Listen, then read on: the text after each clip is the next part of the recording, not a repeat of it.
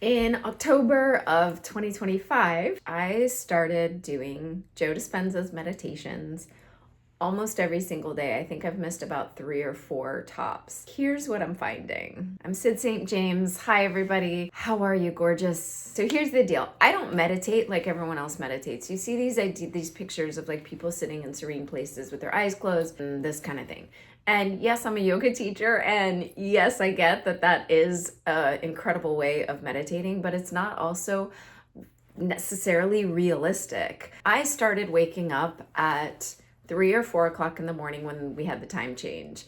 And I decided that because in the past I've suffered from insomnia and I would get so stressed about waking up early and that I had to get 2 more hours of sleep before I could get up and go and do my life, I decided to take the pressure off. And every time I woke up at 3 or 4 or 3:30 or 4:30, I would simply turn one of his meditations on. His meditations are like an hour long. I decided that if I fall asleep, great, I get more sleep.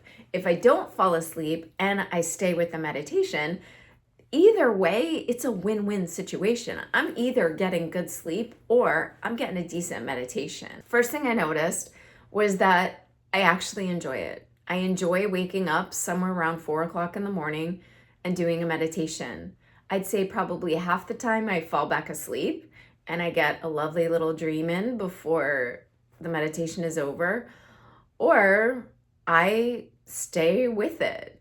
That does not mean that I'm getting the feelings and sensations that he talks about getting. One of the things that we have to let go of with meditation is that it's going to look and feel like what somebody else tells us it's going to look and feel like. When I was growing up, throughout my life, I didn't ever really feel like I was fully in my body. And I'm saying that as having been a professional ballet dancer, that I just always had this sense like I would sit down for a meditation, I would immediately go astrally travel and I could see myself from above, or not even see myself, but just feel that I was taking up space and blah, blah, blah, and all this.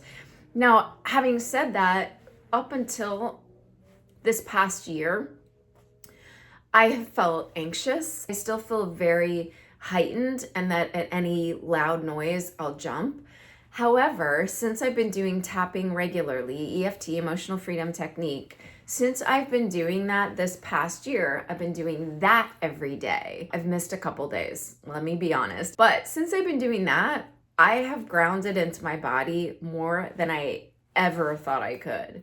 So anxiety is much less. I still have moments where I get that, where I have that feeling, but I know to tap into it. I know to tap on everything and anything that bothers me. And we're going to do some tapping videos. But also it's helping me take the pressure off myself, that the meditation doesn't have to go perfectly. What I have also noticed is, so I did October, November, December. January, I had a big hiccup because I had emergency surgery.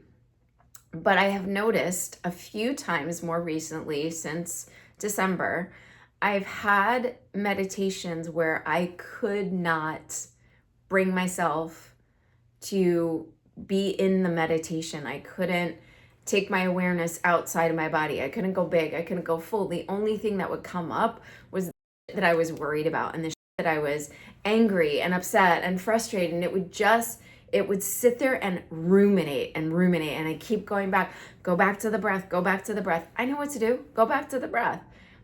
But it didn't work. However, even though the meditation didn't work and it felt like, I kept doing it, and I noticed that throughout my day, things were feeling a little less stressful.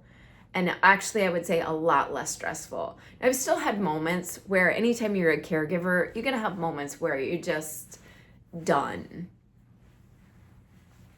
So for whatever that's worth.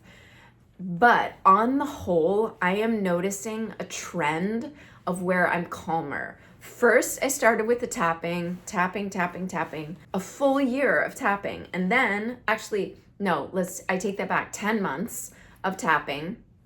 And then I started the tapping and the Dispenza meditations, and doing both, I have noticed that I am generally calmer.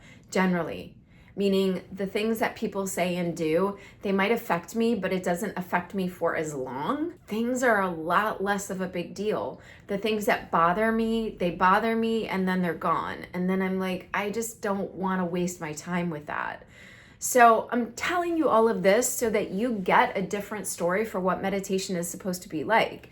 If you have ADHD, neurodivergent, any of that, you might think that it's totally impossible. And it might feel like it's totally impossible. If you stick with it, whether you're lying down on your floor, and by the way, I don't sit up to meditate. I simply put my pillow out from under me so I'm lying flat. I lie with my arms by my sides and the palms up. And it's a more open, I let my body rest and open. I have also noticed that there's a point around 35 or 40 minutes that my body will just move. It's like I don't have control. I just have to move. I have to reset and then I go back. So stop thinking that you need to like sit perfectly and in this perfect straight alignment. Yeah, maybe eventually after we've been doing this for a year or 2 years, it might get to that, but it doesn't have to. Meditation can be frustrating. And there's been times where I made it to like 45 minutes and I had 4 more minutes to go and I was just like, I can't do this anymore, I'm done. But the fact that I was present or at least attempting it means that I made progress and I can feel it and I can see it and I can sense it. So stay with it. Do the meditation. Do the walking meditations. You don't have to have your eyes closed in meditation. Now, I don't recommend driving because I think that we're all way too distracted driving anyway. You're going on your hot girl walks, do the meditation. Dispenza has one that if you have an hour, I think it's an hour and 15 minutes, the changing boxes, I think it is. You start with your eyes closed, then you open your eyes and you start walking, and then you pause and the way our modern lives are, if we can learn to meditate while we're eyes open and aware, then that even serves us, because then the meditation becomes a part of daily life. Let me know how meditation has been for you. If you've done it for a while or if you've never attempted it, do it. And don't just try it. Don't just try it once and decide that it's not for you.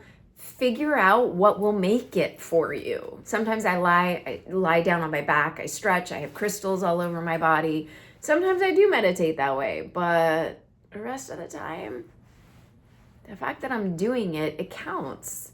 And I don't care what any of the gurus say. Yes, if you're looking to really deepen the meditation practice and do it as the gurus do, then go in that direction. If not, it's fine. Make it work the way it works for you. I am Sid St. James. I'm sending you so much love. Comment below. Tell me if you want to do a meditation together. I've done guided meditations before. We could play with that a little bit. We could do that and tapping and breath work. Let me know. Mwah.